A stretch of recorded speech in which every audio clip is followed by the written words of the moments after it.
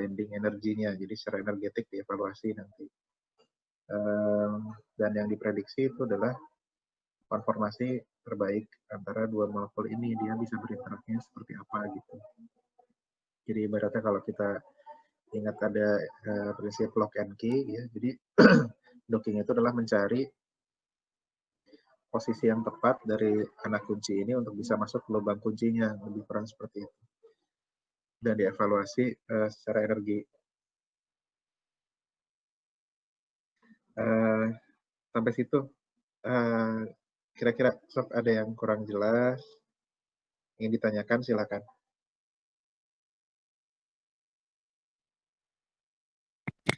Pak mau bertanya Pak. Silakan. Ya, saya Rizky mau bertanya, kalau misalkan docking sendiri Pak itu hanya terbatas di protein atau enzim atau emang untuk semua molekul bisa? Oke, bagus pertanyaannya. Tadi seperti tadi saya bilang, itu kan prinsipnya antara dua molekul ya. Nah, molekulnya berarti bisa enzim dan substrat, atau enzim dan molekul kecil, bisa protein dengan protein, misalkan kita ada molekul antibodi dengan antigen gitu ya. Bisa juga misalnya sekarang untuk aplikasi biosensor pakai aptamer gitu ya, nukleotida mendeteksi protein gitu, banyak. Termasuk bahkan docking untuk anorganik ya. Jadi misalkan kita punya ligan, kemudian kita ada logam metal gitu ya. Nah, kita ingin tahu apakah si metal ini bisa masuk nggak ke dalam ligannya gitu. Itu secara prinsip bisa melakukan apapun. Bahkan simply docking itu misalkan kita ingin tahu dari permukaan protein kira-kira bagian mana yang dia itu bisa berinteraksi banyak dengan molekul air misalkan ya.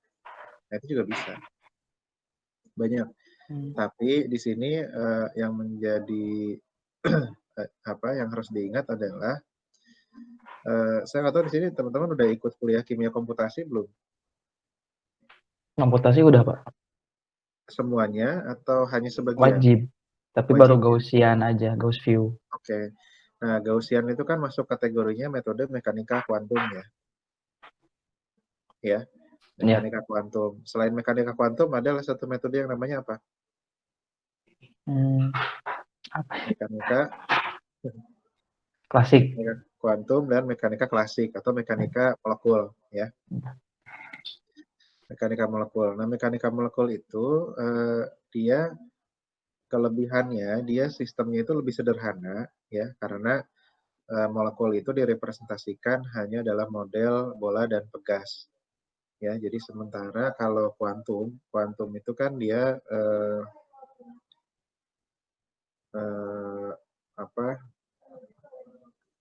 yang di treatmentnya itu adalah elektron ya, baik sebagai elektron sebagai partikel ataupun elektron sebagai gelombang gitu. Nah, makanya properti elektron ini karena direpresentasikan dalam bentuk matematisnya rumit ya, dalam bentuk fungsi gelombang dan lain-lain, jadi handlingnya itu lebih jelimet gitu.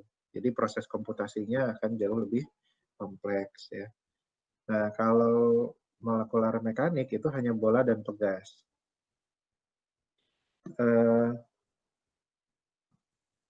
Jadi karena keterbatasan itulah, sebentar saya ini sambil download ya. Nah, cuma bedanya kalau di kuantum kita dari Schrödinger itu kan kalau bisa dibilang apa aja sih nilai ininya, propertinya itu kan panjang kecepatan cahaya gitu ya, tetapan Planck, dan sudah isinya parameter dan langsung dari fungsi gelombang. Jadi artinya kalau kita punya molekul mau dihitung dengan kuantum mekanik itu bisa, gitu. Molekul apapun itu bisa dihitung dengan kuantum mekanik ya, karena syaratnya untuk menghitung properti dengan kuantum mekanik itu adalah parameter fisis tadi ya, ada H Planck ya, kemudian ada C kecepatan cahaya, sisanya itu adalah lambda atau fungsi psinya ya, fungsi gelombangnya. Nah, sementara kalau bola dan pegas itu si bentuk persamaannya, ya. Saya lagi download persamaannya. Jadi mungkin teman-teman ingat yang adanya persamaan yang gampang aja deh. Persamaan elektrostatik aja yang paling gampang, ya. Elektrostatik itu apa? Ada yang ingat hukum Coulomb? Apa persamaannya? F sama dengan K kali R apa ya? M Kaki Q kali M1 biasanya. M kali M2 per itu. Ya Q Oke. per R kuadrat. Jadi biasanya kalau zaman kita dulu SMA itu bilangnya itu kaki Q per R. Ada yang ingat ya kaki Q per R? Nah, itu sebenarnya kan kaki Q1 dengan Q2. Jadi Q muatan dari atom 1 dan dengan muatan dari atom 2. Itu berapa energinya, kemudian dibagi dengan jaraknya. Jadi kalau jaraknya semakin dekat, maka energi elektrostatiknya makin tinggi. Ya. Nah, artinya kalau kita mau ngitung energi elektrostatik pakai molekular mekanik, berarti harus ada apa? Harus ada Q1-nya, ada Q2-nya. Nah, itu datangnya dari mana? Itu dari parameter. Gitu. Jadi maksudnya yang mau saya highlight di sini adalah kalau kuantum mekanik, misalnya kita mau ngitung energi elektrostatik, itu bisa. Kenapa? Karena untuk menghitung itu diperlukan apa? Diperlukan fungsi gelombang. Fungsi gelombang bisa digambarkan dari ya, keadaan si elektron dari si molekul, gitu ya. Nggak perlu ada parameter luar, kecuali tentang fisik tadi. Nah, tapi kalau molekular mekanik tadi, seperti saya sampaikan, dia tidak akan bisa menghitung energi elektrostatik kalau kita tidak punya nilai Q1 dengan nilai Q2. Ya, kalau R sih bisa diukur, R kan tinggal kita ukur atom 1 dengan atom 2 berapa jaraknya. Ya. Nah, Q1 dengan Q2 ini datangnya dari mana? Nah, datangnya bisa dari perhitungan kuantum, ya, karena kuantum itu bisa menghitung muatan satu atom. Bisa dari nilai-nilai parameter yang sudah dihasilkan sebelumnya. Gitu. Jadi pokoknya udah tahu aja Q1 berapa, minus 0,5 misalkan, Q2 minus 0, Q2 positif 0,7 gitu. Ya. Nah, dari situ yang bisa kita ambil adalah kuantum mekanik dia lambat, kompleks, tapi bisa menghitung semuanya from the scratch. Ab initio, from the scratch. Kalau molekular mekanik, dia cepat perhitungannya, tapi syaratnya perlu parameter. Nah, parameter ini setiap atom, kita tahu kalau orang kimia itu kan setiap atom karbon aja. Karbon itu sifatnya bisa beda-beda, ya. Dari karbon sp3, sp2 gitu ya. sp, contohnya aja karbon sifat elektronegativitasnya atau muatan parsial negatifnya. Mana yang lebih negatif, CsP2 atau CsP3?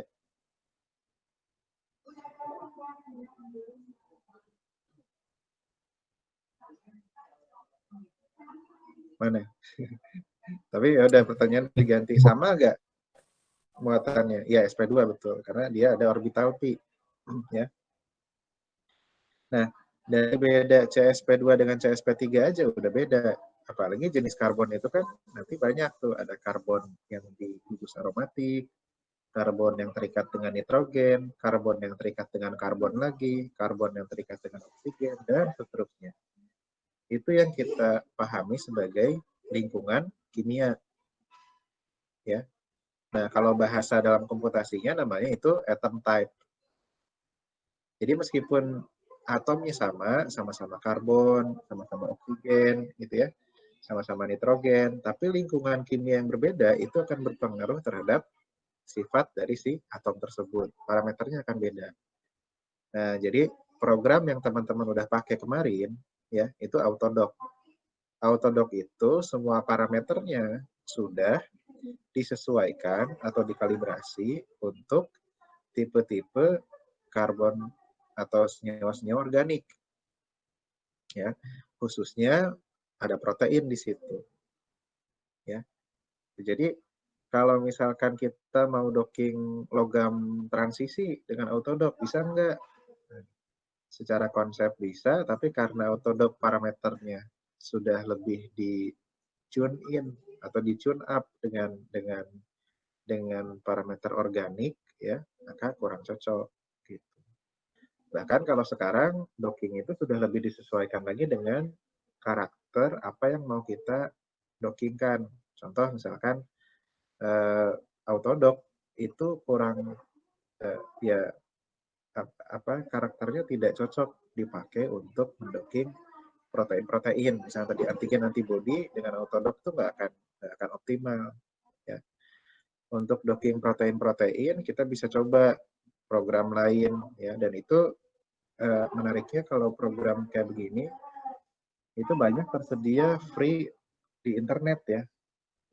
Coba aja kalian sekarang googling protein docking server aja gitu. Jadi, kalau protein docking server keluar tuh. Di antaranya ada Hdoc, ada Zdoc, ada Hdoc ya, ada Frodoc dan lain-lain. Itu semuanya adalah server yang bisa kalian akses untuk kalian coba memprediksi interaksi antar molekul yang kalian interest kalian. Ya. Begitu juga dengan misalkan kalau kita mau coba dockingnya dengan nukleotida, dengan fragmen DNA atau RNA gitu ya. Nah, belum tentu setiap program kita cocok karena kita sebagai orang kimia harus paham bahwa tipe atom dari setiap atom itu bisa berbeda tergantung dari lingkungan kimianya. Ya. Nah, jadi tadi pertanyaannya singkat, tapi penjelasannya bisa sepanjang itu, ya. Nah, harapannya kalau buat saya sih, teman-teman kemarin yang sudah nyobain docking, itu tidak berhenti sampai situ, tapi udah mulai bisa nyari di internet gitu ya, program docking ada apa aja sih, dan kalian akan menemukan nanti setiap program docking itu punya keunikannya masing-masing. Dan biasanya dia akan punya keunggulan. Oh, kalau buat ngedocking ini dengan ini, bagusnya program ini nih, ya. Gitu. Nah, adapun kenapa saya gunakan Autodoc dalam tutorial atau dalam setiap kuliah, karena hanya Autodoc yang memberikan turunan langsung dari kimia fisiknya, ya. Jadi kan kita tahu docking itu yang dihitung kan, yang diprediksi oleh docking itu kan adalah kemungkinan konformasi dari dua molekul ini mana yang paling bagus gitu ya. Nah, tapi menentukan mana yang paling bagus kan sebenarnya yang dia bandingkan adalah skor dockingnya. Oh, kalau gini energinya berapa, gini energinya berapa, ini energinya berapa kan begitu. Nah, penghitungan skor ini itu juga beda-beda.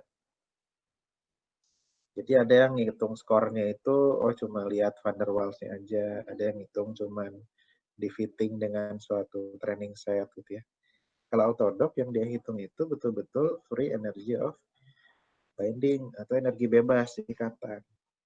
Jadi harapannya dengan kalian belajar docking menggunakan Autodoc, sekaligus kita juga menajamkan pemahaman terhadap proses termodinamika, gitu ya. Kalian tahu tentang ini dan itu lainnya. Nah, jangan khawatir, saya jamin sekali kalian sudah menguasai program Autodoc, ya, itu kalian akan jauh lebih mudah memahami program-program docking yang lain. Gitu.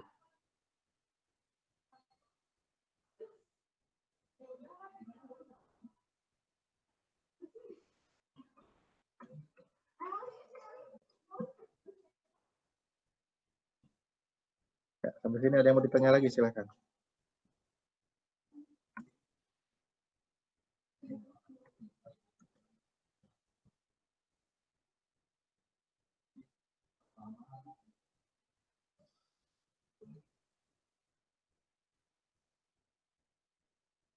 Ya, silakan.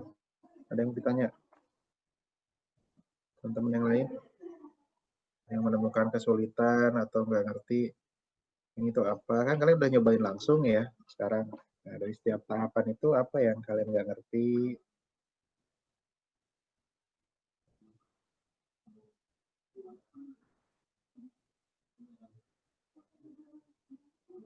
Nggak ada, udah ngerti semua.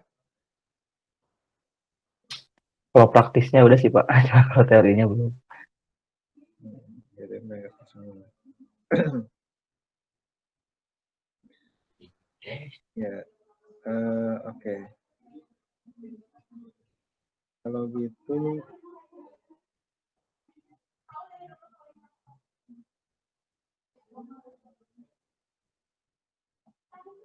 tapi dari aspek praktis juga, karena biasanya juga pasti ada aja pertanyaan gitu. Tahapan ini kenapa sih harus gini? Itu udah terjawab semua? Belum, Pak.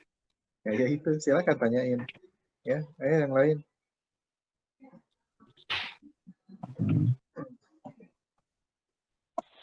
Kalau saya kebetulan belum nyoba langsung, Pak. Jadi kemarin baru lihat tutorialnya aja gitu. Maksudnya baru merhatiin karena kemarin masih banyak kerjain tugas, terus nyiapin tugas juga hari ini, jadi belum sempet. Baru download aja gitu, baru download aplikasi-aplikasinya. Iya, gitu. Ya, paham. Kebayang. Oke. Jadi kalau kayak gitu, saya review aja dulu sedikit tentang teorinya ya. Saya share screen sekarang.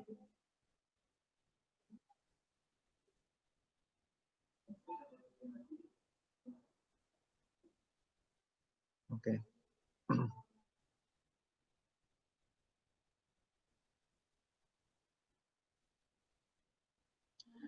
Ya udah kelihatan ya.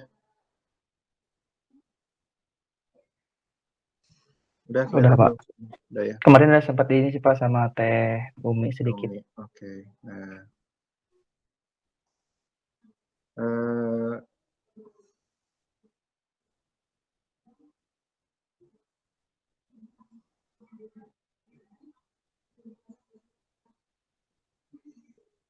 sampai grid box kalau nggak salah tadi kemarin tuh Pak.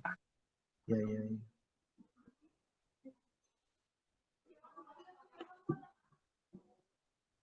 Ya, saya lagi mulai ini aja konsep.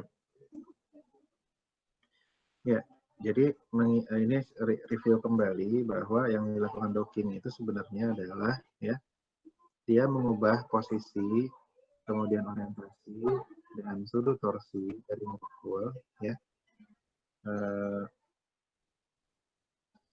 untuk dieksplorasi kemungkinannya dia bisa membentuk interaksi yang baik dengan si reseptor begitu. Jadi melakukan docking itu. Jadi dia merubah posisi jadi dalam ruang XY XYZ-nya gitu ya. Yang orientasinya itu rotasi keseluruhan. Nah, torsi itu adalah sudut dihedral. Dia juga bisa rotasi di situ. Artinya apa? Artinya kita lihat di sini docking itu dia tidak akan menggerakkan panjang ikatan. Jadi tidak akan terjadi vibrasi di situ, tidak akan terjadi bending atau molekulnya dia sudutnya menekuk atau membuka, itu tidak akan kita amati di docking. Jadi artinya sebelum kita melakukan docking,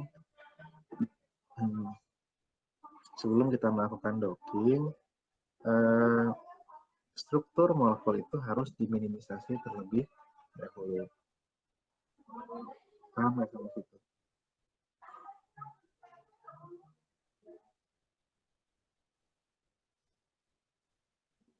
Jadi strukturnya di apa Pak? Mohon maaf. Minimisasi, optimasi ya. Oh iya. Saya agak putus-putus. Oh iya.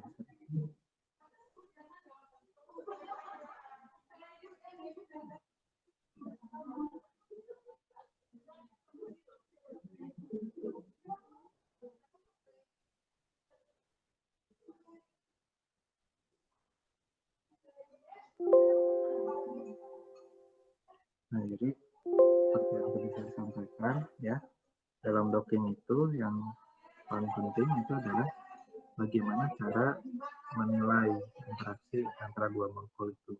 Apakah dihitung energi van der Waals-nya, dihitung energi elektrostatiknya saja, atau dihitung semuanya menjadi suatu fungsi energi, atau dilihat jumlah ikatan hidrogennya saja, atau dilihat komplemennya saja gitu. Ini adalah yang disebut dengan scoring function. Jadi setiap program docking yang berbeda itu pasti memiliki scoring function yang khas. Ya, itu yang harus kita tahu. Yang berikutnya adalah searching method. Searching method adalah bagaimana tadi caranya dia mengenerate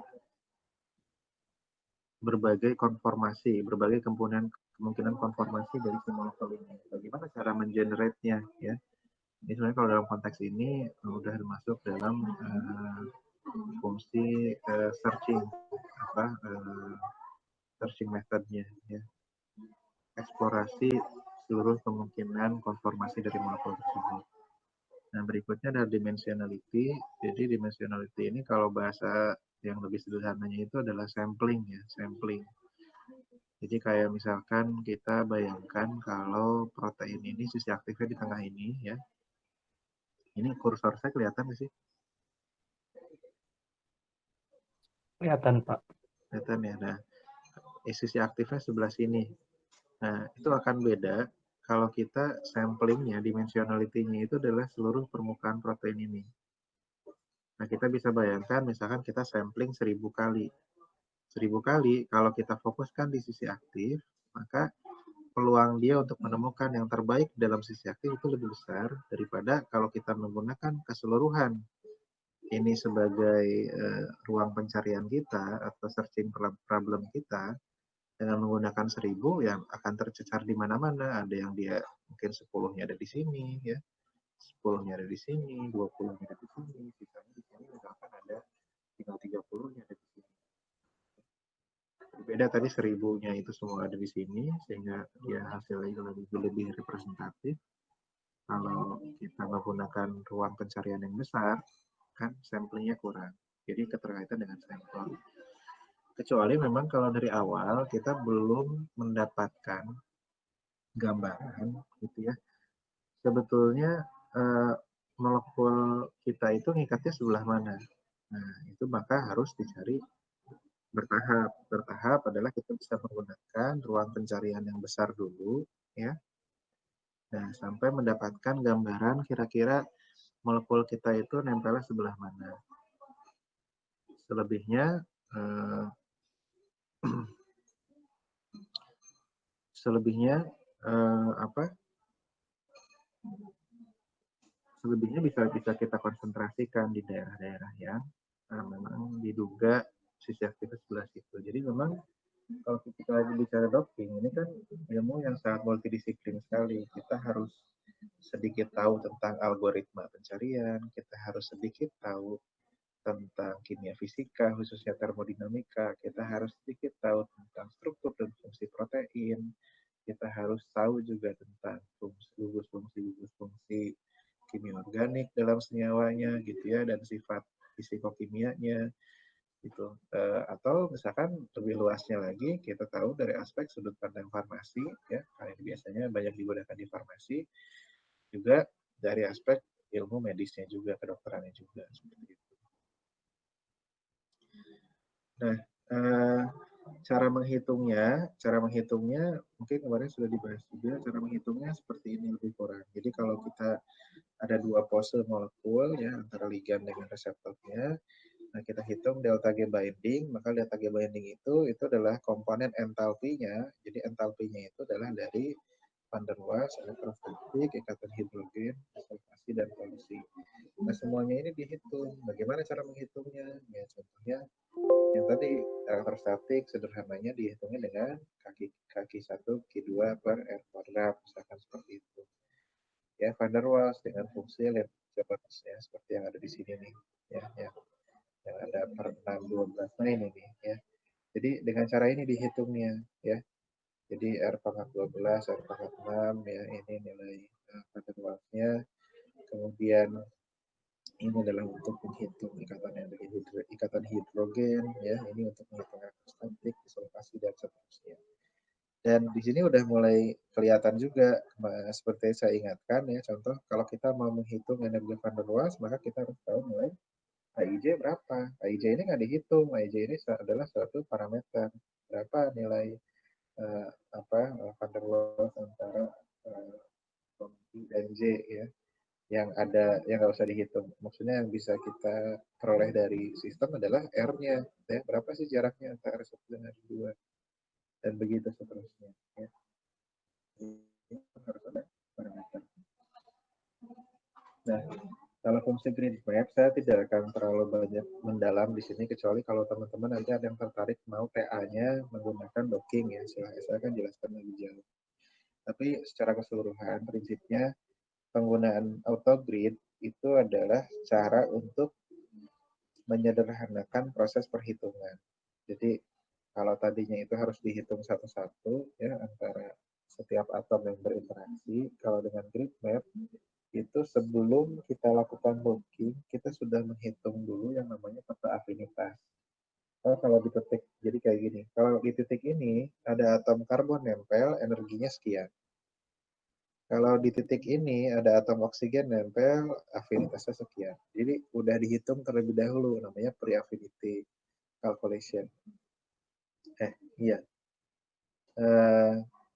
Nah, beda kalau tadi kita tidak menggunakan grid map. Kalau kita tidak menggunakan grid map, jadi setiap proses docking, misalkan karbon ada di sini, dia hitung dulu nih berapa interaksi antara karbon dengan atom 1, atom 2, atom 3, dan seterusnya. Ya. Jadi, dan diubah lagi konformasinya, hitung lagi. Jadi prosesnya akan jadi lambat. Gitu. Tapi kalau kita sudah mempunyai grid map itu fungsinya adalah untuk menghasilkan peta afinitas. Peta afinitas ya terhadap tipe atom yang ada.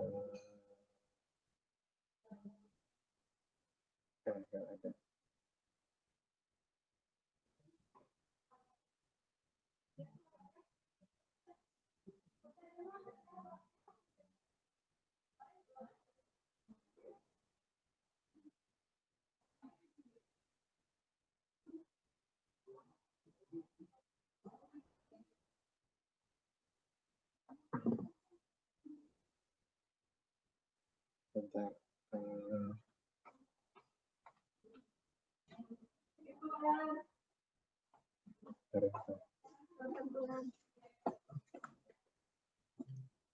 Ya. Nah. Di sini nih lebih kelihatan jelas ya. Nah ini. Jadi misalkan interaksi antara atom, saya ini ada atom karbon. Kalau nggak pakai map, kita ngitung karbon ini dengan oksigen, dengan karbon lainnya, dengan nitrogen, itu dihitung satu-satu. Tapi kalau kita udah punya peta afinitas, kita tinggal lihat aja, oh kalau ada karbon di sini berapa energinya, udah langsung keluar angkanya. Ya, itu sih prinsipnya. Oke, sampai situ ada yang bingung lagi?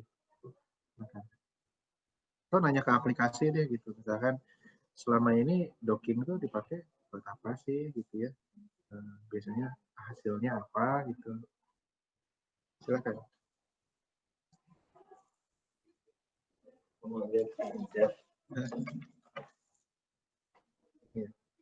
Bapak mau bertanya?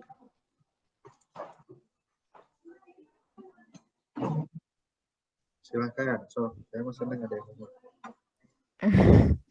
Paling ini sih Pak, masih belum kebayang. Jadi kan docking itu tadi bisa untuk memprediksi posisi ini kan Pak yang terbaik gitu.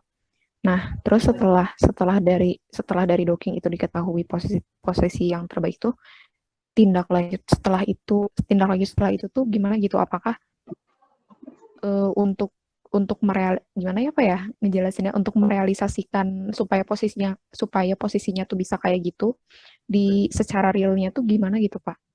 Jadi masih belum nyambung sih ke situnya.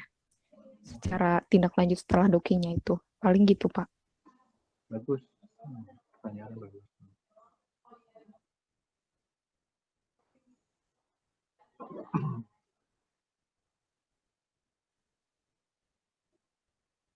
Jadi biasanya docking ini dia bermanfaatnya di mana? Di antaranya itu adalah di discovery obat. Ya. Contoh misalkan kemarin yang teman-teman lakukan itu kan nama proteinnya apa?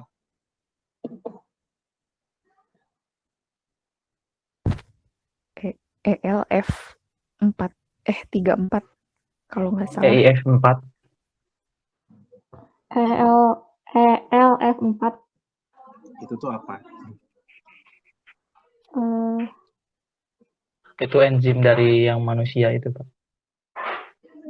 Ya, yang dia itu enzim yang berperan penting dalam proses, sebetulnya dia normal juga punya. Tapi ketika orang terinfeksi virus, maka dia juga adalah faktor penting yang membantu proses translasi dari virusnya, protein virus. Jadi artinya begini, kalau enzimnya ini kita hambat, maka ketika kita terinfeksi virus, maka proses translasi protein virus akan terhambat. Jadi artinya ini hanya bisa diberikan kalau orangnya sudah terkonfirmasi positif COVID-19, ya enggak? Karena kalau dalam kondisi normal dia nggak sakit, minum ini, gitu ya, senyawa ini yang kalian nanti temukan itu, ya dia pasti akan bersifat toksik. Karena dia mematikan translasi protein di dalam sel normal. Tapi ketika memang kondisinya terkonfirmasi positif, makanya itulah pentingnya deteksi penyakit, ya. Ya, yang semester lalu kalian pelajari ya, kita sama-sama belajar itu yang diagnostik terapeutik molekuler, ya. Jadi kalau dia sudah teridentifikasi dia sakitnya karena COVID-19, ya, karena si virus itu, maka kita pilihkan senyawa-senyawa yang menjadi terapi bagi penyakit tersebut. Nah, tapi dalam tahap pengembangan obat, ini pengembangannya gimana? Ya, maka yang bisa kita lakukan adalah yang pertama kali, saya lagi nyari skema.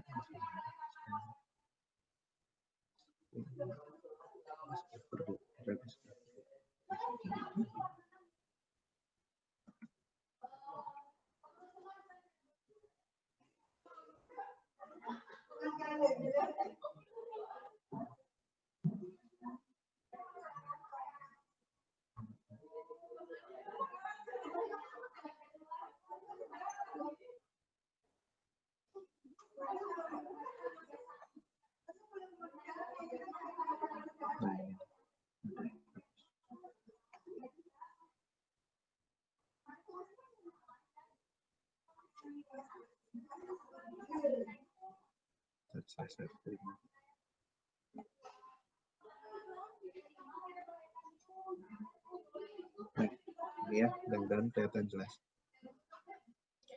Nah, jadi dalam drug discovery itu yang pertama itu adalah menentukan target. Targetnya mau apa nih? Dari CLN4A itu ya. Nah, dia ternyata diketahui kalau kita hambat itu bisa menghambat replikasi virus. Kemudian berikutnya adalah lead discovery. Selain katanya juga ini adalah lead itu senjata mandi. Jadi misalkan kita punya biodiversitas yang sangat luas sekali, ya, kita punya 1.000 senyawa, ya. Tapi kan tidak mungkin satu persatu, maksudnya bukan tidak mungkin, sangat tidak efisien kalau kita uji satu persatu. Karena kan karena kita awalnya berbasis target, gitu ya. Target itu kan pasti punya kesesuaian. Contoh kayak kalau misalkan bentuk sisi aktif segitiga, misalkan kita punya 1.000 senyawa, bentuknya macam-macam, ada yang segitiga, ada kotak, ada trapesium, ada bulat, segala macam. Maka kecil kemungkinan senyawa-senyawa yang bentuknya bulat itu bisa masuk yang bentuknya segitiga. Make sense ya? Ini sense, common sense aja gitu, saya coba jelasinnya. Nah, jadi kita proses screeningnya itu salah satunya adalah dengan metode virtual screening. Ya. Jadi misalnya kita punya database ada 1.000 senyawa, nah kita docking satu-satu ke si reseptornya, ke protein targetnya. Nanti akan bisa kelihatan dari situ, ya kita ambil, misalkan penelitian kita hanya bisa sanggup untuk menguji 10 senyawa, ya udah kita seleksi 10 senyawa terbaik dari 1.000 senyawa yang kita punya. Nah, kalau di kimia itu yang udah punya data bank, library chemical itu diantaranya ada Bu Ika ya, Bu Ika. Ada beliau tuh punya isolat baik yang dari bahan alam maupun sintetiknya juga. Pak Unang jelas, Pak Unang udah lebih awal ya, punya beberapa isolat yang disimpan. Jadi sewaktu-waktu nanti bisa. Nah, tapi kan balik lagi tadi juga. Kalau senyawa realnya, kalau kita pakai untuk screening, itu juga kan sudahlah senyawa disintesisnya susah, ya. Kalau di kita itu, atau di screeningnya juga, di isolasi juga sulit, gitu. Kita hanya pakai untuk screening, ya sayang, gitu. Makanya di sini virtual screening itu menjadi solusi, ya. Jadi kita bisa memprediksi dulu struktur senyawa dari molekul itu, bagaimana sih interaksinya dengan si target. Kalau setelah kita evaluasi ada potensi, maka kita bisa memilih, oh oke lah, jadi senyawa-senyawa inilah yang akan kita pilih untuk eksperimen. Nah, saya akan skip dulu medicinal chemistry di sini. Saya akan langsung ke in vitro studies dulu, ya. Jadi, misalkan tadi targetnya apa? Targetnya enzim A, enzim A. Nah, kita punya senyawa dari 1000 itu kita pilih 10, senyawa 1 sampai 10. Maka apa yang bisa kita lakukan? Kita kemudian mengfollow up-nya dengan uji in vitro terhadap enzim tersebut. Jadi misalkan gini, kita tahu aktivitas enzim itu dia adalah misalkan mensintesis protein. Nah, jadi kalau kita masukkan senyawa kita, isolat kita itu ternyata sintesis proteinnya berhenti, berarti betul proof konsepnya bahwa senyawa ini dapat menghambat kinerja si enzim tersebut. Atau yang biar kalian lebih kebayang tuh ini aja deh yang mudah, misalkan untuk discovery obat diabetes saja misalkan ya, ke alpha glucosidase misalkan. Alpha glucosidase itu kan substratnya itu adalah suatu molekul gula kompleks ya, polisakarida. Dia akan dipotong menjadi monosakaridanya. Nah, ketika banyak monosakarida, maka di situ akan banyak gugus reduksi. Karena dia menjadi gula reduksi kan di situ ya, ketika dia semakin banyak monosakarida. Nah, sifat reduksi ini bisa kita ukur secara apa? Secara kolorimetri misalkan. Kita menggunakan senyawa tertentu yang kalau dia direduksi berubah warna, ya. Nah, kita ukur dengan spektrofotometri. Jadi enzim amilase ini kalau kita kasih substrat dan dikasih molekul tadi pewarna tadi indikatornya, nanti dia akan menyerap panjang lubang maksimum di berapa nanometer misalkan, ya gitu. Terus nanti kita campur dengan inhibitor kita. Nah, inhibitor itu kalau dia bekerja, yang terjadi apa? Pemotongan polisakarida menjadi monosakarida itu akan terhambat, ya. Ketika dia terhambat, yang terjadi apa tadi? Pengukuran di panjang gelombang optimal untuk terbentuknya senyawa tadi karena muncul banyak gugus reduksi itu akan berkurang secara drastis. Nah, kalau itu yang namanya uji in vitro menggunakan target molekulnya. Sampai sini jelas nggak? Jelas, Pak. Jadi senyawanya tadi ya kita ujikan langsung tapi ke targetnya. Nah, yang sering salah di kita itu adalah, bukan salah sih, mungkin karena belum berkembang aja ya kebanyakan. Senyawanya itu langsung diujikan ke hewannya misalnya. Misalnya kita prediksi senyawa ini punya sifat anti diabetes. Langsung tuh si tikus dibikin diabetes. Caranya gimana? Dirusak pankreasnya. Gitu ya. Dirusak pankreasnya, maka dia kan kadar gula darahnya langsung tinggi ya, karena udah nggak ada insulin. Dimasukin senyawanya, yang dilihat apa? Yang dilihat adalah kadar gulanya menurun atau tidak. Sementara proses seperti itu kan sangat kompleks gitu. Kita kan tidak bisa memastikan ketika dimasukkan senyawa ini dia kerjanya sebenarnya kemana. Dan nanti kalaupun udah berhasil juga, nanti senyawa ini mau ditawarkan menjadi suatu obat, tidak akan bisa dibawa kemana-mana. Kenapa? Karena yang ditanya itu adalah mechanism of action-nya. Ya, kita nggak bisa cuma, kecuali kalau sekedar pangan fungsional gitu ya, atau sebagai herbal gitu, itu sih nggak masalah. Yang penting kan kayak iklan-iklan sekarang tuh nggak masalah. Oh, saya bisa minum ekstrak buah ini kadar gula saya menurun gitu ya, kan orang nggak peduli mekanismenya gimana. Tapi kalau kita berbicara molekul obat ya, obat itu sebetulnya adalah senyawa yang sudah sangat terstandarisasi, sudah dimitigasi segala macam kemungkinan efek sampingnya, termasuk toksisitasnya, dosisnya juga, kita terukur kan, dan efisien. Bayangin, misalkan untuk mendapatkan efek yang sama, kita jamu itu perlu 1 kilo bahan baku, ya 1 kilo bahan baku misalkan. Tapi kalau udah menjadi obat, karena dia sudah yakin senyawa aktifnya itu, dalam 1 tablet sudah cukup. Ya. Jadi untuk kepraktisan atau untuk juga supaya lebih terukur pengobatannya, ya obat lebih baik. Terus jangan lupa efek samping. Seringkali kan kita salah kaprah. Oh, kalau alami mah aman gitu ya. dan efek samping segala macam. Padahal kan prinsipnya sama. Kalau dia sudah melebihi ambang batas toksisitasnya, ya dia akan merusak juga. Tapi kalau obat kan enggak, obat itu sudah melalui suatu proses yang sudah sangat terukur, ya toksisitasnya juga berapa. Ya. Nah, jadi itulah sedikit saya cerita. Jadi apa yang perlu kita lengkapi di sini adalah justru mekanisme of action-nya. Jadi kalau di awal kita prediksi senyawa ini dia bersifat sebagai anti diabetes sebagai inhibitor alfa glukosidase, ya uji dengan alfa glukosidase-nya. Paham ya? Iya, Pak.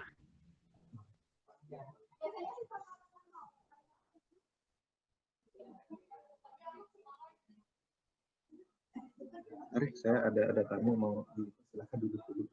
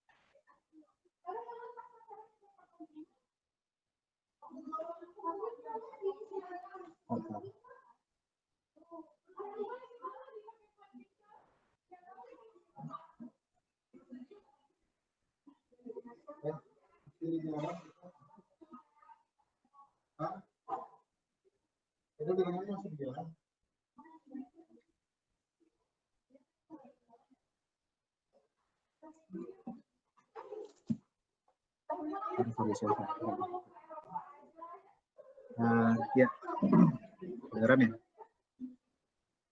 Nah, Kedengeran, Pak. ya, jadi itu ya Kedengeran, Pak. Ya, mekanisme masih di jalan. Maaf ya. Jadi kalau misalkan dia mau ke arah situ harus dibuktikan ke targetnya, ya. Nah, terus berikutnya setelah aman atau terbukti dia bekerjanya lewat si target yang kita prediksi di awal tadi, baru itu bisa lebih jauh ke in vivo. Jadi in vivo itu adalah kita ujikan setelah kita yakin bahwa senyawa ini mekanismenya memang melalui inhibisi protein target yang arahnya bisa sebagai anti diabetes begitu, ya. Nah, sekarang saya balik lagi ke medicinal chemistry. Ini medicinal chemistry gimana? Jadi gini, balik lagi docking. Docking tadi adalah tadi kan mencari interaksi terbaik, ya, atau kandidat terbaik dari molekul yang banyak yang kita punya itu, apalagi kita potensinya gitu kan kita senyawa bahan alam banyak banget, ya. Itu mencari potensi terbaik dari aspek interaksinya dulu, ya. Karena kan yang diukur oleh docking adalah interaksi antara dua molekul itu. Nah, tapi jangan juga terlalu cepat puas ya ketika kita menemukan senyawa ini bagus banget nih ikut interaksinya sama protein ini. Langsung kita launching, ini udah jadi obat ini. Belum tentu. Kenapa? Karena kita harus lihat dulu sifat fisikokimia molekulnya. Pertama, ya, kalau kita lihat, senyawanya ini terlalu polar. Kalau terlalu polar, apa impact-nya? Impact-nya kalau misalkan nanti dia dibuat dalam sediaan tablet, kita makan, ya, dia nggak akan bisa diserap oleh usus halus. Jadi kalau diserap oleh usus halus aja nggak bisa, ya nggak mungkin dia akan nyampe ke alfa glukosidase. Gitu, ya. Karena alfa glukosidase kan adanya misalkan di organ lain atau di protein target lain. Dan itu harus diserap dulu. Maka yang kita lakukan adalah apa? Nah, di proses medicinal chemistry-nya ini adalah sebetulnya proses rekayasa atau modifikasi senyawa pemandu menjadi senyawa yang sifatnya lebih baik. Jadi contohnya tadi terlalu polar. Oke, apa yang kita lakukan? Ya kita kurangi polaritasnya, kita tambahkan gugus hidrofobik. Misalnya kita tambahkan gugus alkil. Nah, tapi ketika kita mau menambah gugus alkil, itu kan harus milih ini mau ditambahinnya sebelah mana. Maka kita bisa balik ke sini, bisa balik ke hasil docking. Hasil docking itu kan kita bisa identifikasi, oh kalau OH ini dia interaksinya penting nih dengan asam amino ini. Oh gugus benzen ini dia sebelah sininya dia penting nih interaksinya dengan reseptor sebelah sini. Maka ya jangan menambahkan alkyl di daerah-daerah yang penting tadi. Tuh. Karena kalau kita tambahkan alkyl, oke, polaritasnya menurun, tapi aktivitasnya juga akan rusak. Karena istilahnya yang tadi saya jelaskan itu namanya farmakofor. Farmakofor itu gugus fungsi yang bertanggung jawab terhadap aktivitas dari suatu senyawa. Ya. Nah, kalau farmakofornya kita ganggu-ganggu, ya otomatis mungkin sifat fisikokimianya membaik, tapi keaktifan senyawanya akan menurun. Ya, jadi tetap gimana pun, dalam proses medicinal chemistry, proses in vitro sampai in vivo, hasil prediksi docking ini, ya itu akan tetap memiliki fungsi sebagai pemandu. Ya, pemandu kita dalam menentukan langkah berikutnya, kalau mau kita derivatisasi gimana, kalau mau gimana, oh, udah nyampe sebentar kita.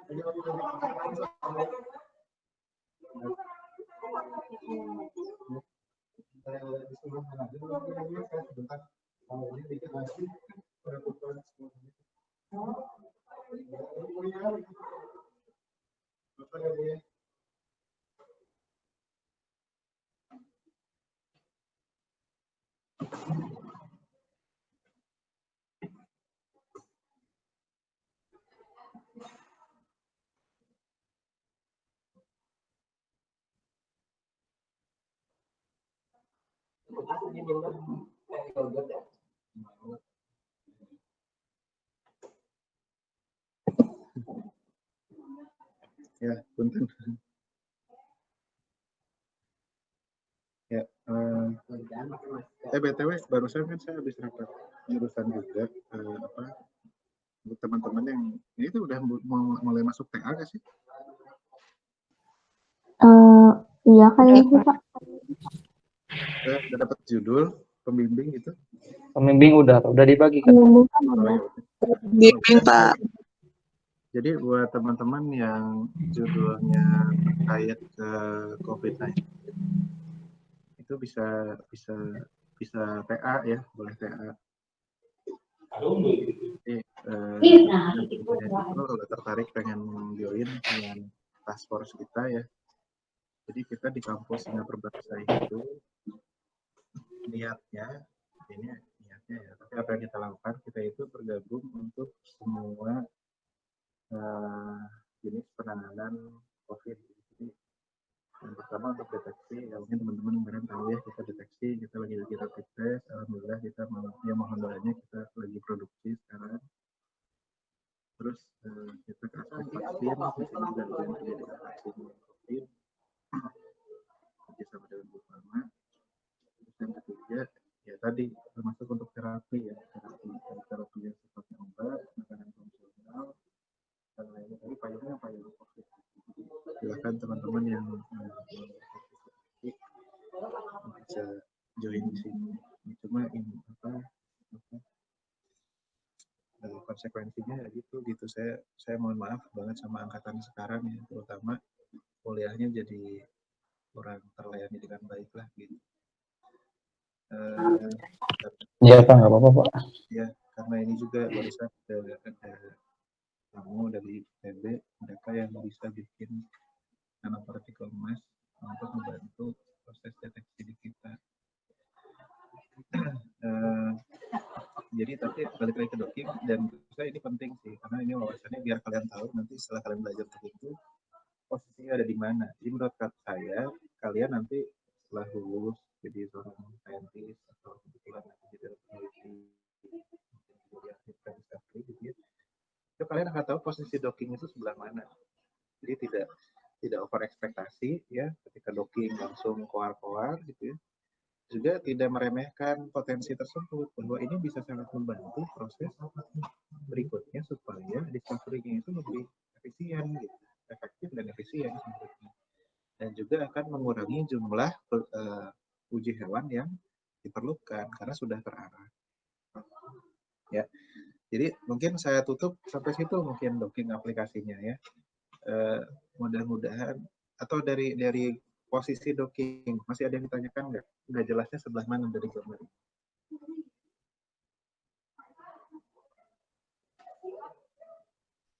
Kalau dari saya cukup, Pak. Jelas, Pak. Udah cukup dulu, Pak. Ya, alhamdulillah kalau jelas dan mudah-mudahan bermanfaat. Ya kita ketemu lain kali lagi. Hari ini nggak apa-apa absen 2 kali lagi gitu ya. Iya, Pak. Nanti wasnya apa ya presentasi. Ya segitu aja dari saya. Makasih. Ya, semoga sehat semuanya. Mohon doa juga. Assalamualaikum warahmatullahi wabarakatuh. Waalaikumsalam. Waalaikumsalam Terima warahmatullahi kasih, Pak. wabarakatuh. Terima kasih, Pak. Semangat, Makasih, Pak. Pak. Semangat. Semangatin, Bapak. Makasih, Pak. Semangat, Bapak. Assalamualaikum. Semangat, Pak.